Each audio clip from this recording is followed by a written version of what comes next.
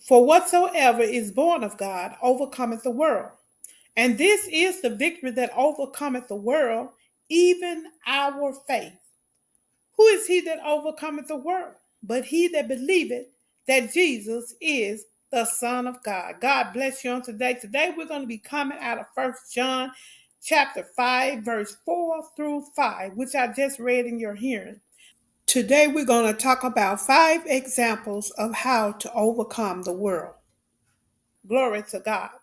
So in 1 John, the Apostle John is encouraging believers by reminding them that their faith in Jesus Christ has the power for them to help them to overcome the world.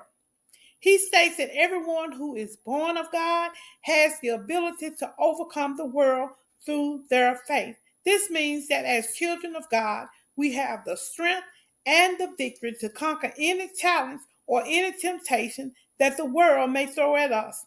Our faith in Jesus Christ gives us the power to rise above the ways of the world and to live a life that is pleasing to God. As believers, we are called to overcome the world through our faith in our Lord and Savior Jesus Christ. So in 1 John 5, verse 4 through 5, it says, For whatsoever is born of God, whatsoever, whosoever, whatsoever is born of God overcometh the world. Glory to God. I thank to God on today because we are world overcomers.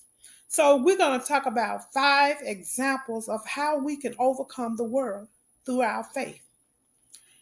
First, we can overcome the world by rejecting the temptations and living a life that is pleasing to God.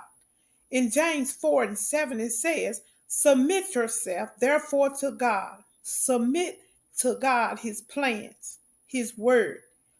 Resist the devil, and he will flee from you. He giving us direct orders. Resist the devil first. Submit yourselves to God. Submit to the word. Resist the devil. Whatever the enemy is whispering and saying in your ear, resist him, and he will flee from you. Now, this verse encourages us to submit to God and resist the temptations of this world. By doing so, we are able to overcome the world and its desires. Number 2, we can overcome the world by standing firm in our beliefs and not conforming to its ways. God does not want us to waver. He don't want us to be tossed to and fro with every wind and every doctrine. Everything that comes through, we're jumping on the bandwagon. God don't want us to do that. In Romans 12 and 2, it says, And be not conformed to this world, but be transformed. Be ye transformed by the renewing of what? Your mind. You got to change your mind. He says, by the renewing of your mind, that you may prove what is the good and acceptable and perfect will of God. Many of us are doing things that are, first of all, not good. Second of all, they're not acceptable to God. And thirdly, they're not written in the word of God. They're not in his will. So this verse reminds us that we are called to be different from this world and to renew our minds according to God's will. And God's will is his word. By doing so, we are able to overcome the world's influence on us.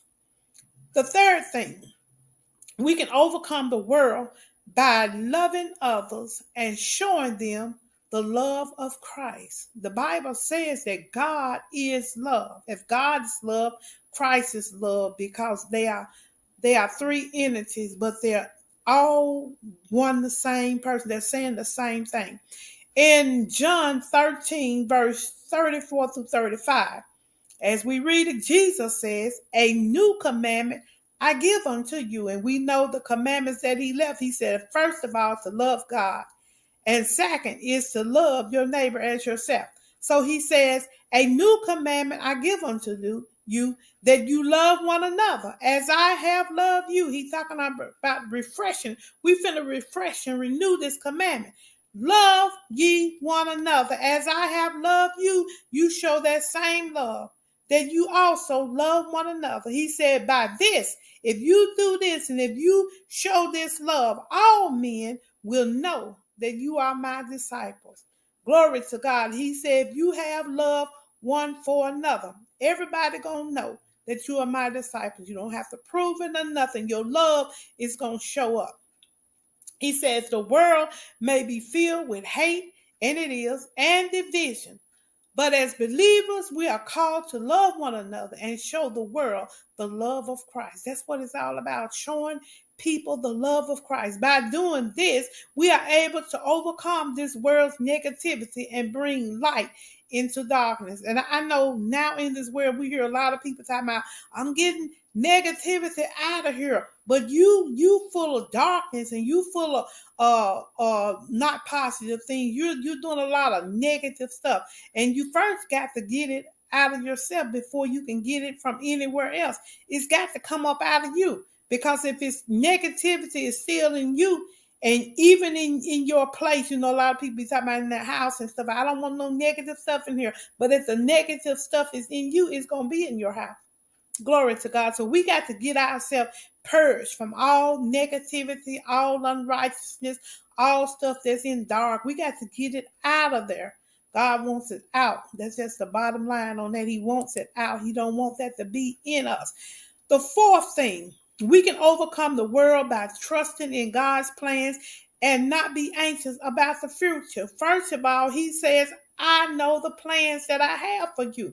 So God made us. He created us in his image and in his likeness. He knows us. So he knows the plans that he has for us. He said, be not anxious about your future. So many people are so anxious about running into the future. All right, you're going to get a surprise.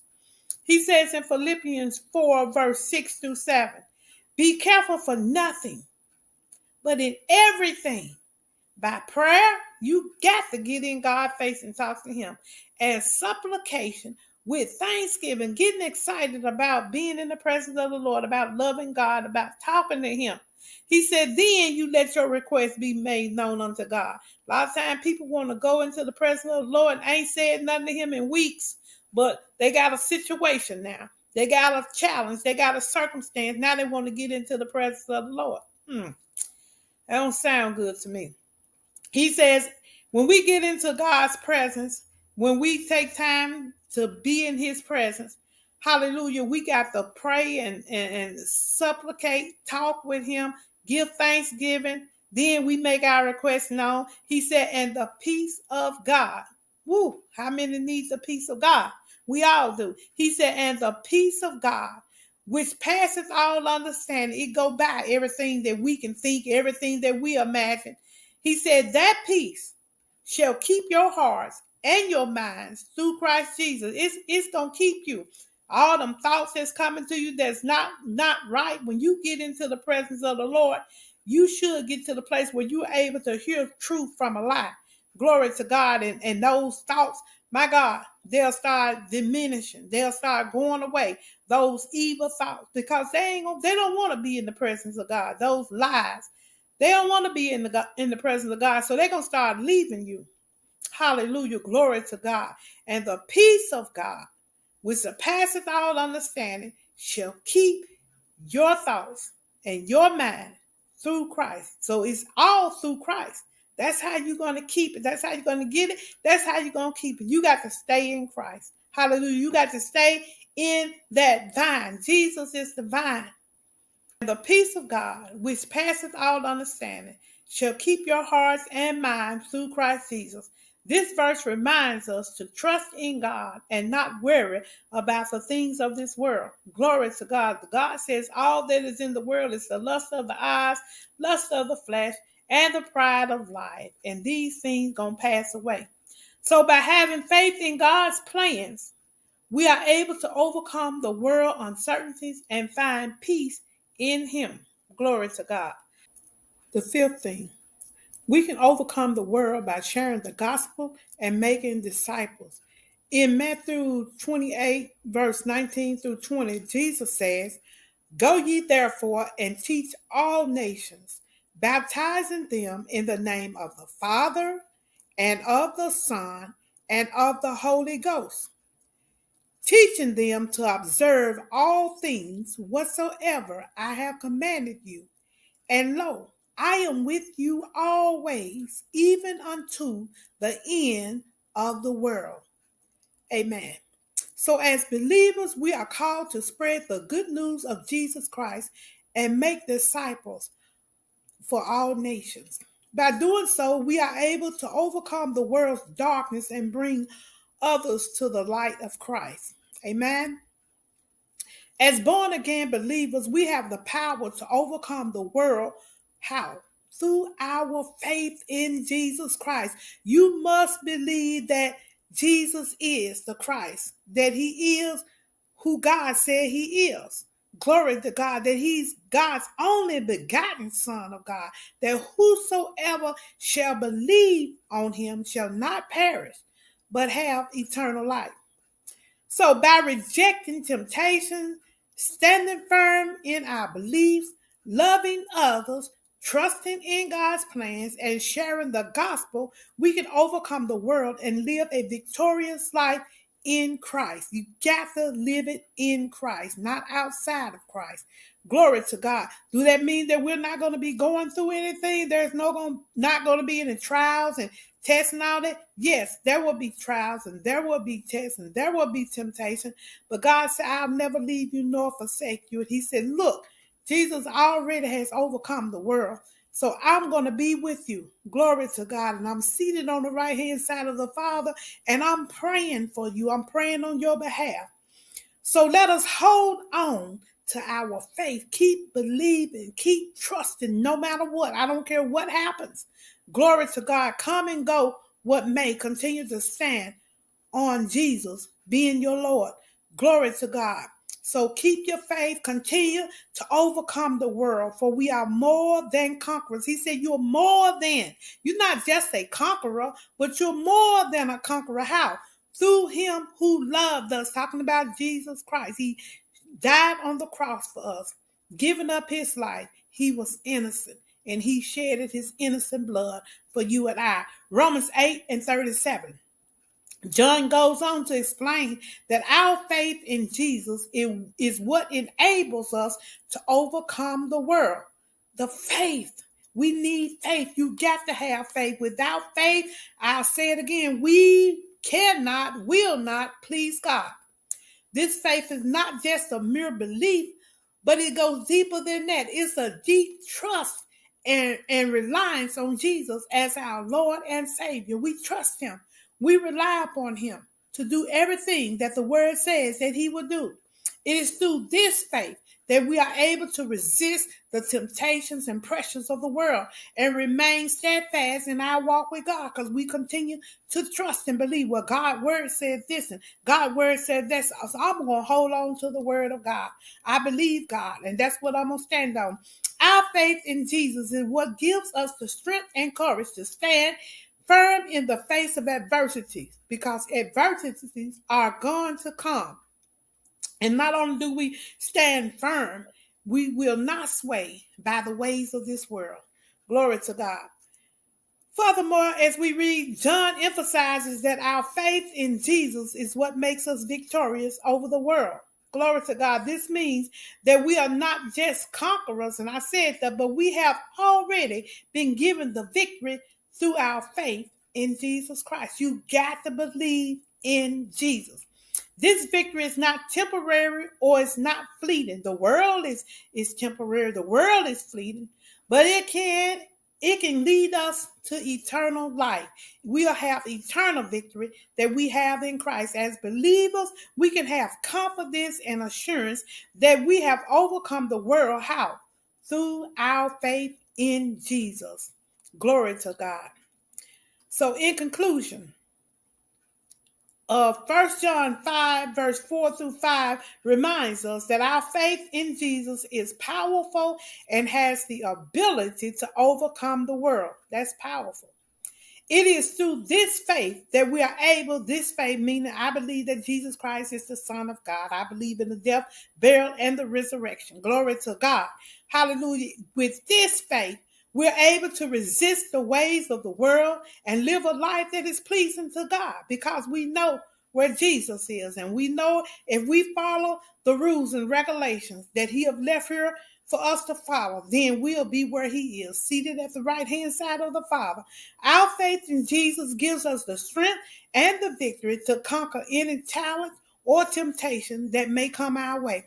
So let us hold on to our faith in Jesus and trust in him to help us overcome this world. Glory to God. So let's pray today. I feel like we need to pray this lesson through.